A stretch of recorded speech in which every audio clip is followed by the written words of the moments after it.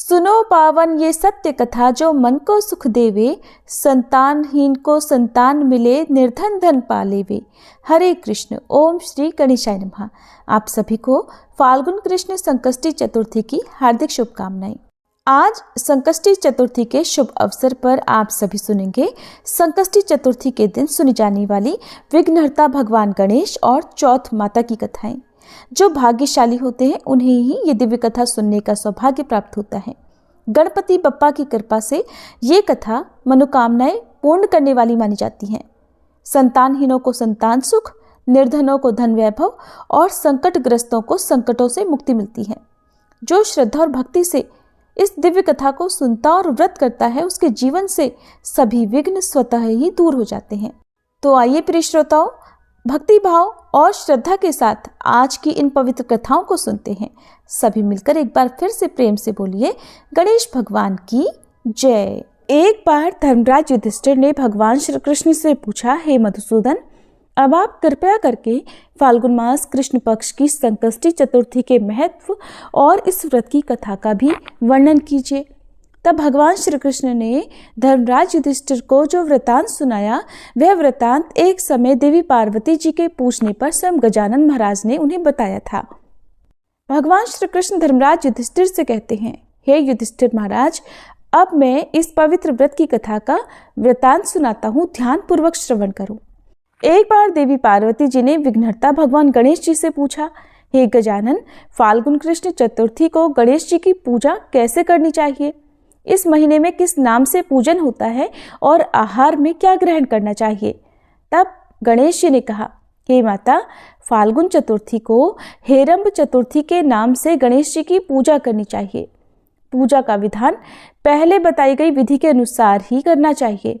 इस दिन खीर में कनेर के फूल मिलाकर गुलाबास की लकड़ी से हवन करना चाहिए। विद्वानों का मानना है कि आहार में घी और चीनी लेना चाहिए। इससे संबंधित एक पूर्व काल का इतिहास सुनाता हूँ। युधिष्ठिर महाराज के प्रश्न के उत्तर में जैसा श्री कृष्ण ने कहा था उसे मैं सुनाता हूँ। भगवान श्री कृष्ण कहते हैं कि प्राचीन काल में युवनाश्व नामक एक राजा थे। वे धर्मात्मा, उदार, दाता, देवताओं और ब्राह्मणों के पूजक थे। उस राजा के राज्य में विष्णु शर्मा नामक एक तपस्वी ब्राह्मण भी रहते थे। वे वेद वेत्ता और धर्मशास्त्रज्ञ थे। उनके 7 पुत्र हुए, जो सभी धन धान्य से समृद्ध थे, परंतु पारस्परिक कलह के कारण सब अलग अलग होकर रहने लगे। विष्णु शर्मा प्रत्येक पुत्र के घर में बारी बारी से एक एक दिन भोजन किया करते थे। बहुत दिन बीतने के बाद वे बूढ़े होकर कमजोर हो गए। वृद्धता के कारण उनकी सारी बहुएं अब उनका अनादर करने लगी। वे पहले की तरह उनकी देखभाल नहीं करती थी, न ही उन्हें सम्मान देती थी। अब विष्णु शर्मा तिरस्कृत होकर रोते रहते थे। फिर एक समय की बात है कि विष्णु शर्मा गणेश चतुर्थी का व्रत रहकर अपनी बड़ी पुत्र वधू के घर गए। उन ब्राह्मण ने कहा कि हे बहुरानी, आज गणेश जी का व्रत है, तुम पूजन की सामग्री जुटा दो। गणेश जी प्रसन्न होकर तुम्हें प्रचुर धन देंगे। अपने ससुर की बात सुनकर बहू कर्कश स्वर में बोली, हे पिताजी, मुझे घर के कामों से ही फुर्सत नहीं है, फिर उन झमेलों में पड़ने का कहाँ अवकाश है। हे ससुर जी, आप हमेशा ही कोई ना कोई नाटक रचते रहते हैं। आज गणेश जी का बहाना लेकर फिर आप पहुंचे। मैं गणेश जी का व्रत नहीं जानती हूँ और न ही मैं गणेश जी को जानती हूँ। आप यहाँ से जाइए। इस प्रकार बहू से झिड़की सुनकर वह 6 बहुओं के घर बारी बारी से गए, परंतु सभी ने वैसी ही बात कही। सभी जगहों से अपमानित होकर वह कृशकाय ब्राह्मण अब बड़े दुखी हुए। इसके बाद वह अपनी छोटी बहू के घर जाकर बैठ गए। छोटी बहू बहुत ही धनहीन थी। वह संकोच में पड़कर अपनी छोटी बहू से कहने लगे कि अरे बहुरानी, अब मैं कहाँ जाऊं? 6 बहुओं ने तो मुझे फटकार दिया। तुम्हारे यहाँ तो व्रत सामग्री एकत्रित करने का कोई साधन भी नहीं दिख रहा। मैं खुद बहुत व्रत हूँ। हे कल्याणी बहू, मैं बार बार सोचता हूँ कि इस व्रत में सिद्धि मिलेगी और सभी कष्टों का अंत होगा। अपने ससुर की बात सुनकर छोटी बहू कहने लगी कि पिताजी, आप इतने दुखी क्यों हो रहे हैं? आप अपनी इच्छा के अनुसार व्रत कीजिए। मैं भी आपके साथ आज संकटनाशक व्रत करूंगी। इससे हमारे दुख दूर होंगे। ऐसा कहकर छोटी बहू घर के काम काज निपटाकर बाहर जाकर भिक्षा मांग लाई। अपने और अपने ससुर के लिए अलग अलग लड्डू उसने बनाए।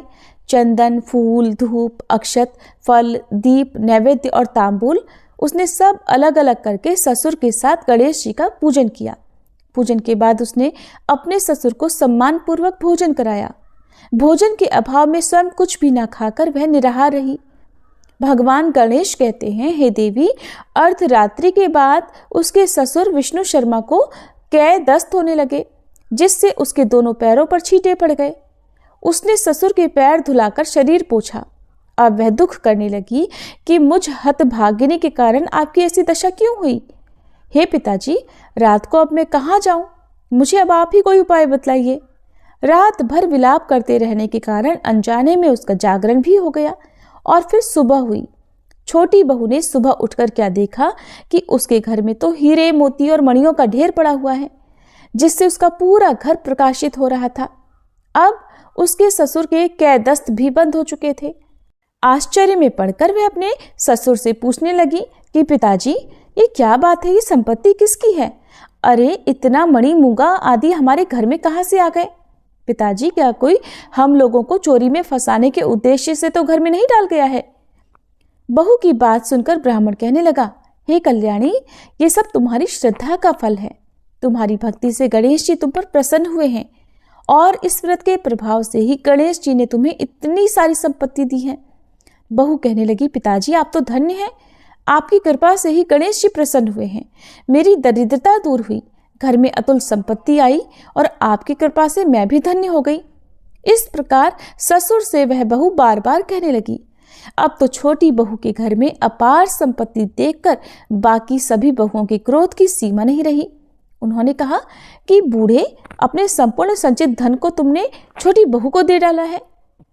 आपस में परिवारजनों के कलह को देखकर विष्णु शर्मा डरकर कहने लगे कि इसमें तो मेरा कोई दोष नहीं है, केवल इस व्रत के पुण्य प्रभाव से ही गणेश जी ने प्रसन्न होकर छोटी बहू को यह सब कुछ दिया है। गणेश भगवान ने कुबेर जैसी संपत्ति छोटी बहू को प्रदान की है।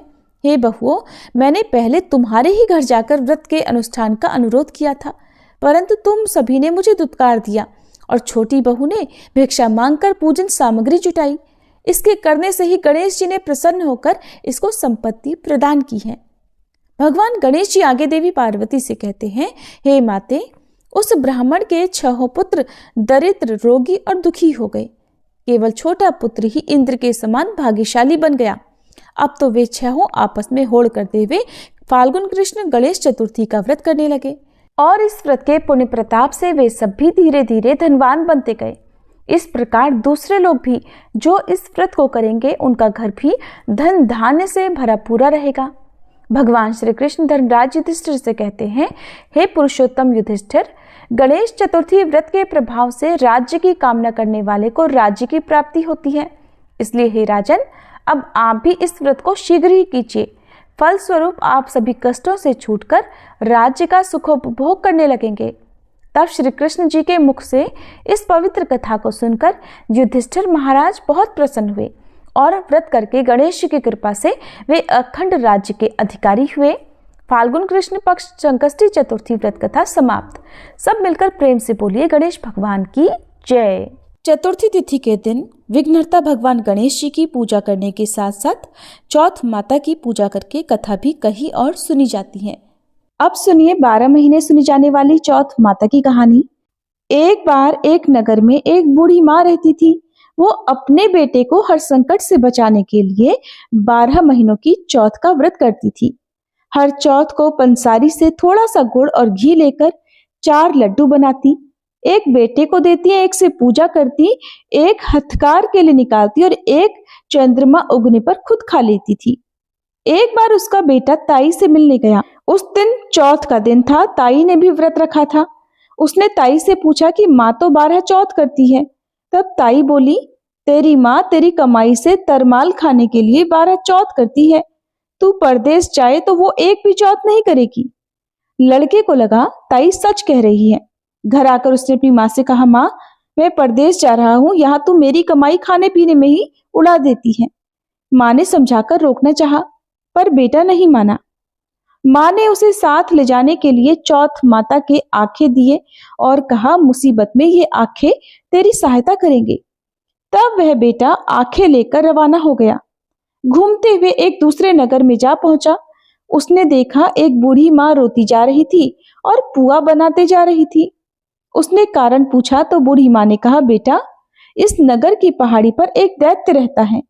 पहले वह नगर में आकर कई लोगों को खाने के लिए मार देता था। अब राजा हर घर से एक आदमी उस दैत्य के पास भेजता है और आज मेरे बेटे की बारी है, इसलिए रो रही हूँ और उसी के लिए पुए भी बना रही हूँ। तब लड़का बोला, तू पुए मुझे खिला दे, तेरे बेटे की जगह मैं चला जाता हूँ। तब बूढ़ी माँ ने खीर पुए उसे खिला दिए। खा पी कर वह सो गया। रात को राजा के सैनिक आए तो बूढ़ी माँ ने उसे भेज दिया। दैत्य के सामने पहुंचने पर उसने चौथ माता की आंखें दैत्य की तरफ फेंक कर कहा, हे चौथ माता, अगर मेरी माँ मेरी सलामती के लिए व्रत करती है तो दैत्य का सिर कट कर गिर जाए। कहते ही तुरंत दैत्य का सिर कट गया। लड़का वापस आ गया। अब राजा ने उसे उपहार देकर विदा किया। चलते हुए वह एक दूसरे राजा के नगर में जा पहुंचा। इस राज्य में आवा तभी पकता था जब एक इंसान की बलि दी जाती थी। सिपाहियों ने उसे पकड़कर आवे में चुन दिया। लड़के ने आंखें आवे में डाले और कहा, हे चौथ माता, अगर मेरी माँ मेरे लिए व्रत करती है तो ये आवा मेरे लिए मेरी बलि लिए बिना ही झट से पक जाए। आवा तुरंत पक गया। आवे में से मिट्टी की जगह सोने चांदी के बर्तन निकले। लड़का बोला, बर्तन धीरे धीरे निकालना, कहीं मुझे ना लग जाए। राजा ने उसे निकलवाया और उससे पूछा कि इस आवे में से तुम बच कैसे गए। लड़के ने बताया कि उसकी माँ चौथ माता का व्रत करती है, व्रत के कारण ही वह बच पाया। राजा को विश्वास नहीं हुआ। उसने एक चांदी की सुराही मंगवाई और कहा कि सुराही की नली से निकलकर दिखाओ, तभी मुझे विश्वास होगा। लड़के ने चौथ माता को एक बार फिर से याद करके आंखें सुराही में डाले और कहने लगा, मैं भंवरा बनूं, सुराही से निकलूं। लड़का भंवरा बनकर तुरंत सुराही से निकल गया। अब तो राजा ने प्रसन्न होकर राजकुमारी का विवाह उसके साथ करवा दिया और सभी लोगों को चौथ माता का व्रत करने के लिए कहा। उधर अब लड़के को अपनी माँ की याद आई। उसने राजा के पास जाकर खुद के नगर जाने की इच्छा जाहिर की। राजा ने रथ, घोड़े, हाथी और खूब सारा दान दहेज देकर उन्हें विदा कर दिया। चौथ के दिन वह लड़का अपने नगर पहुंचा। वह अकेला पंसारी के यहाँ माँ का इंतजार करने लगा। सोचा चौथ है तो माँ यहाँ जरूर आएगी। थोड़ी ही देर बाद लकड़ी टेकती हुई उसकी माँ उसे आते हुए दिखाई दी। बेटा माँ के चरणों में गिर पड़ा। कहने लगा, माँ, मैं तेरा बेटा हूँ, मुझे माफ कर दो।